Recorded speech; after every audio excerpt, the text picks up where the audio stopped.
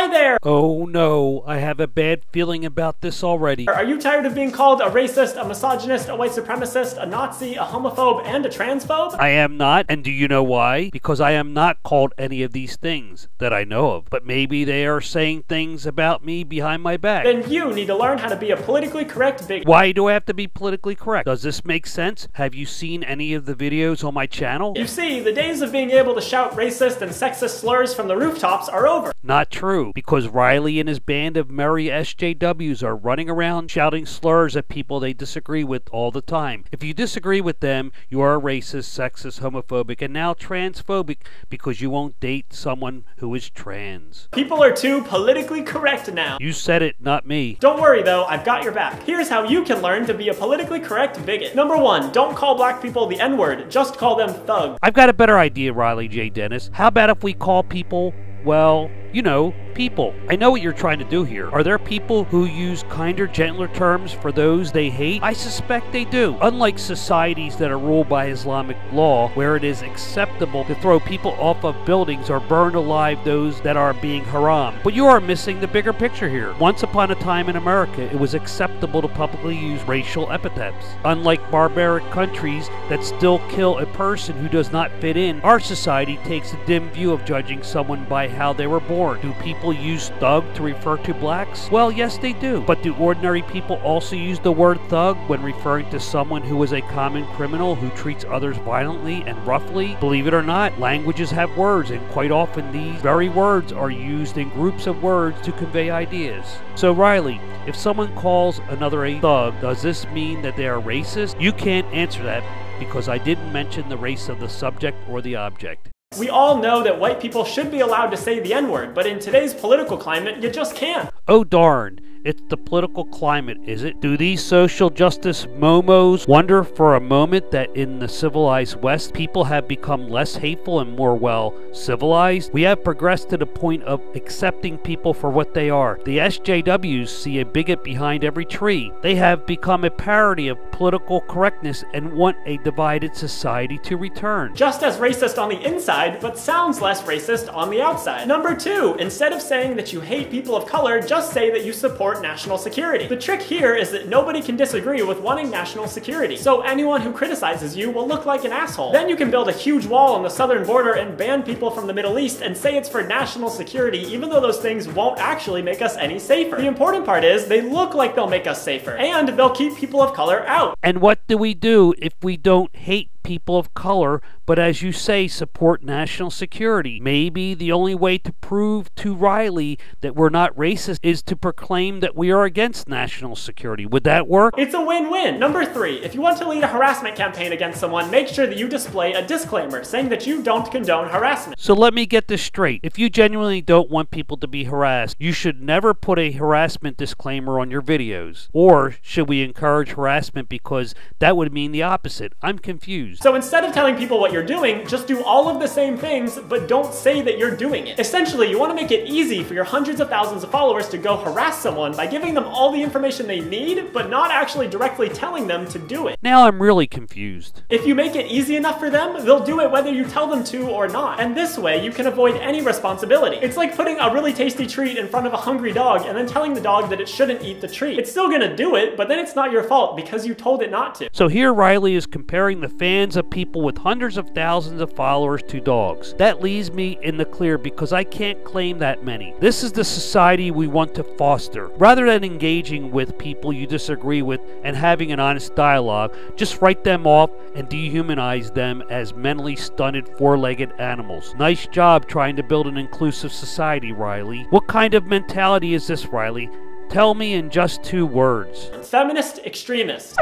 Oh yes, that. Thanks for the tip. Instead of playing around with innuendo and hyperbole, why don't you just get to the main point that you are so consumed with? Number 5, instead of saying that you hate trans people, just say that you wouldn't date them. There it is. Anyone who has been following your YouTube channel for the past half year knows that you are obsessed with this odd notion, conflating dating with hating. Hey, that rhymes. Thanks to all the liberal, leftist, communist transgenders out there, it's now not okay to hate someone just because they're trans. That's ridiculous. You know it, I know it, we both know it. So to get around this, just say you would never date a trans person. It's a good way of getting your message across without explicitly saying it. Plus, if anyone criticizes you, you can just call them a rapist and claim that they're trying to force you to have sex with a transgender person. Because remember, implicit bias is fake news. It is you, Riley, that is trying to force people to date and have sex with people regardless of their genitals. I think the main concern that people have in regards to dating a trans person is that they won't have the genitals that they expect. Oddly enough, Riley makes a great argument for gay conversion therapy here.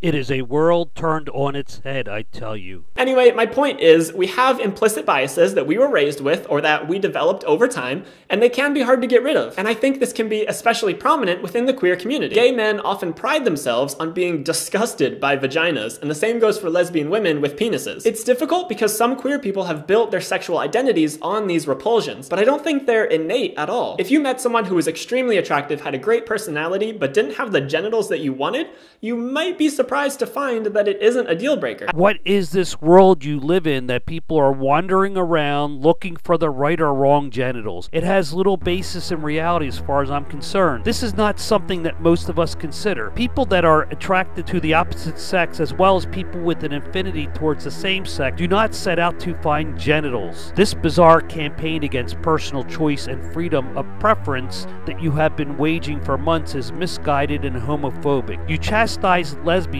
for not wanting the penis. You brand heterosexual males that do not want the PP as transphobic. Is this a cry for help, Riley? What do you want from us? Maybe we all need to be re-educated and come out the other side liking the genitals you command us to desire. The actual world we live in is inhabited by many shapes and flavors, my friend. We choose to associate with whoever we want to. If a straight male is friends with a trans woman, he is not compelled to date or have sex with that person. Instead of the world of free association that we live in, you seek to divide and alienate us. Where there might be lesbians who are allies and supportive of trans women with penises, in this strange new world of yours, Riley, they are now considered transphobes because they are not interested in dating or having sex with them. Number 6, don't call yourself a white supremacist. Just say that racism doesn't exist and that people of color are ruining our country. I'm not sure if you are just guilty of lacking imagination or are just unable to grasp complex issues. There are racists.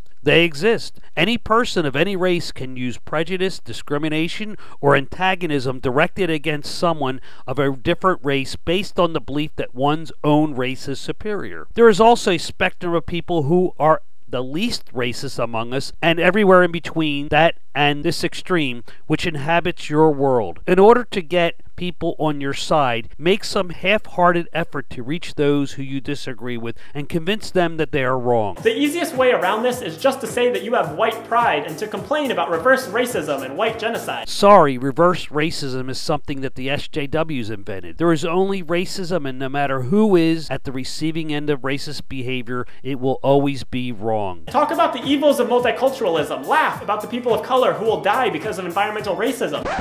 Environmental what? Are there people laughing at something that doesn't exist? You do know that the environment is colorblind, don't you, Riley? The climate doesn't go around the planet saying, hey, let's pick on some black people today. Oh no, watch out. Steer a path around those white folk. We don't want to hurt them. I know this is the new SJW concept that is being sold, but there are no sane buyers for this product. Number 7, instead of saying you support the alt-right, say that you're a centrist who just wants to hear both sides. I don't care about the alt-rights. I want to talk of the true centrist.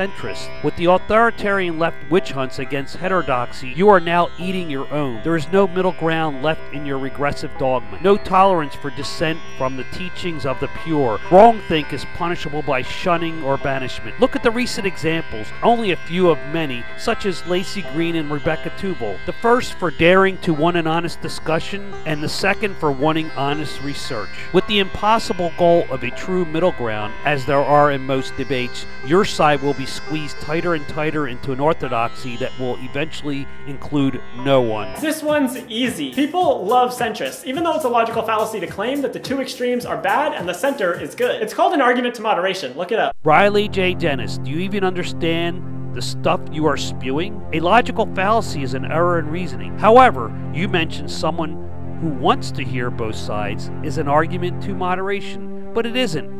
It's called being open-minded and critical of viewpoints. Wanting to derive a truth from two opposites is an argument to moderation. Both opposites are required to be valid for us to find a middle ground. But calling it this, you acknowledge that the extreme left is as invalid as the extreme right.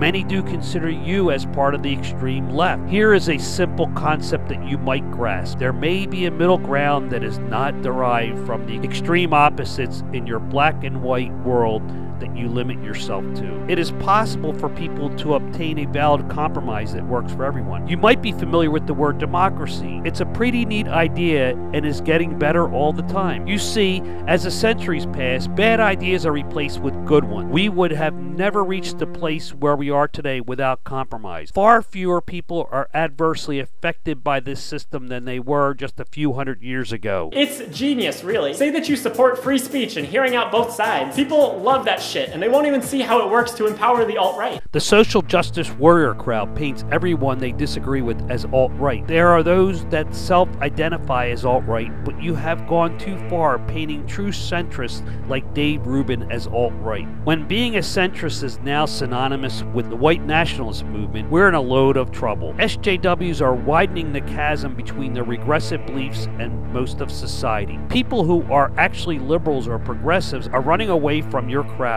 They are running towards sanity. At the end of the day, you will be left with a group so out of touch with almost everyone on the face of the earth that requiring us to date and have sex with people that have the genitals, as Riley has commanded, seems to be the direction you are heading into. I know this is one of your pet projects, Riley. A man who wears makeup and has a penis and is attracted to women is now a lesbian. So why aren't all lesbians wanting to desire his penis? You have gone off the deep end. Many of what you call anti-SJWs and anti-feminists proudly proclaim they are perfectly fine with however you want to live, and the same goes for this channel. But that's not good enough. You want to make enemies of natural allies by peddling nonsense. Love whoever you want to love. I'm so happy for any adults when it happened, but don't try to call us bigots if we aren't interested in the genitals that you want us to be into. Thanks again for watching, and I hope you find the right person and live a happy life. Goodbye.